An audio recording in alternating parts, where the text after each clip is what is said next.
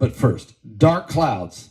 Dark clouds are gathering as markets shudder. Stocks are sinking. Currencies are stumbling. Fear and uncertainty is reigning. And the Middle East and in the Ukraine and Taiwan, the debt is endless. Yet one asset stands firm: gold. It is a biblical currency. In crisis after crisis, gold is there, in the background, always there. Its enduring value guards against loss, like a missile shield against incoming. While paper wealth burns, gold persists. Shield your savings against the looming threats of war, recession, contagion, and avoid the frenzy panic of the unprepared. Take control in the chaos. Your fortune favors decisive action. Get a hold of gold now before it's out of reach. Go right now to noblegoldinvestment.com or just simply go to the link below, www.pastorpaulgold.com. That's www.pastorpaulgold.com, or call them at 877-646-5347. You'll be glad you did. In his first public address since the war's commencement, Hezbollah leader Hassan Nasrallah stated that his group had joined the recent cross-border fighting but did not announce full engagement in the war. He suggested the possibility of an escalation. U.S. Secretary of State Antony Blinken, during his third visit to Israel since the war began, reiterated U.S. support for Israel's right to defend itself and called for a, quote, humanitarian pause to aid Palestinian civilians in Gaza. Israeli Prime Minister Benjamin Netanyahu rejected a temporary ceasefire without the return of hostages taken by Hamas and vowed to continue the military offensive, the Associated Press reported.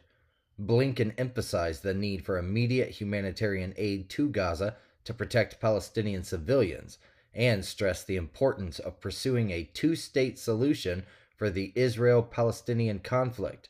In the midst of this, Hezbollah, an ally of Hamas, attacked Israeli military positions in northern Israel, leading to Israeli military retaliation.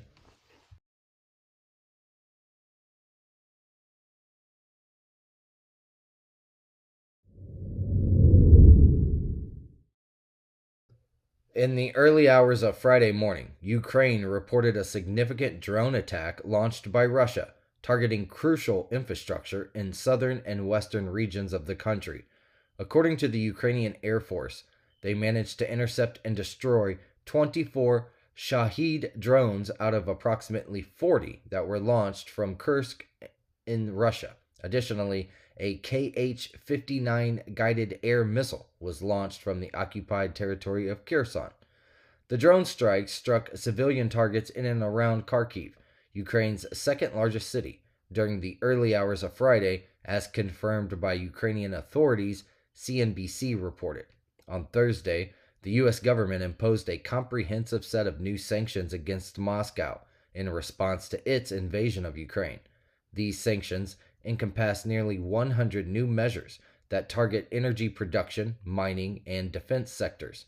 The sanctions also include measures aiming at curbing the sanctions evasion in the United Arab Emirates, Turkey, and China.